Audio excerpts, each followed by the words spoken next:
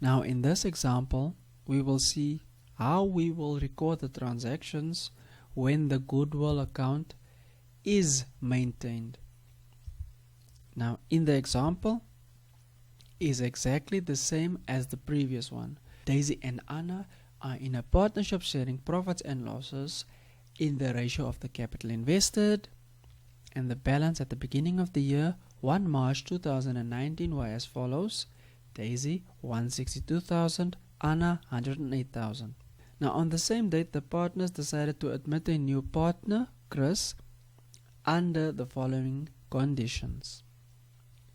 Number 1, Daisy, Anna and Chris share profits and losses equally. Number 2, Chris will transfer 120,000 into the business's bank account as capital. And number 3, Goodwill was valued at $9,000 Namibian and will be maintained in the books. Now what's required is to prepare the following accounts in the ledgers of the partnership, the Goodwill account and the capital accounts of the partners. Again, the things we need to pay attention to is the Goodwill amount, the old ratio, the new ratio, and whether Goodwill will be maintained or not. Now let's have a look at them one by one. First, we'll have a look at the Goodwill amount. Well, that's $9,000 Namibian. Secondly, we'll have a look at the old ratio, and that is in the ratio of the capital invested. The new ratio shows that profits and losses are shared equally. And number 4, Goodwill to be maintained or not, and in this example, Goodwill will be maintained in the books. So a reminder that Goodwill is maintained. So in our Goodwill account on the debit side, we need to divide the Goodwill amount in the old ratio, and on the credit side, close off the account with balance carried down. So again, if you need to calculate the old ratio, we'll take 162 over 270,000 multiplied by 9,000. That will give us a Goodwill amount for Daisy of 5,400, and for Anna 108,000 over 270,000 times 9,000. That will give her a Goodwill amount of 3,600.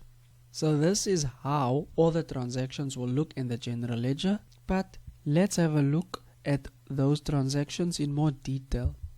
As you can see in our Goodwill account, it has a credit balance of 9,000 carried down, and then that 9,000 is brought down for the 1st of April. So the Goodwill account is maintained, and therefore the balance carried down and balance brought down is in the Goodwill account. For the capital account of Daisy, we can see the double entry. The Goodwill account, there's a debit entry of 5,400 for Daisy, and in Daisy's capital account there's a entry of Goodwill on the credit side, also 5,400, which completes the double entry. The same will go for Anna.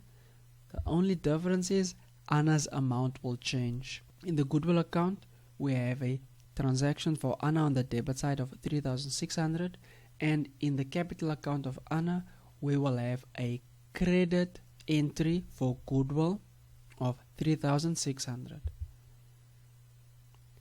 And if we look at the account for Chris, Chris will only have the electronic fund transfer of 120 Namibian dollars, which he contributed to become one of the partners in the business. So things to take note, that the Goodwill account is open and credited to the partners' capital accounts, meaning their capital accounts are increased with the share of Goodwill that they have worked for all the years according to the old ratio. And any new Goodwill from now onwards is for all 3 partners.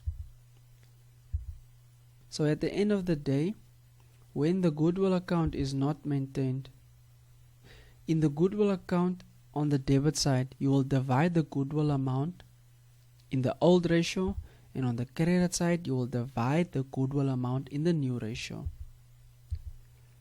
When the goodwill account is maintained, on the debit side of your goodwill account, you will divide the goodwill amount in the old ratio, and on the credit side, you will close off the account with balance carried down.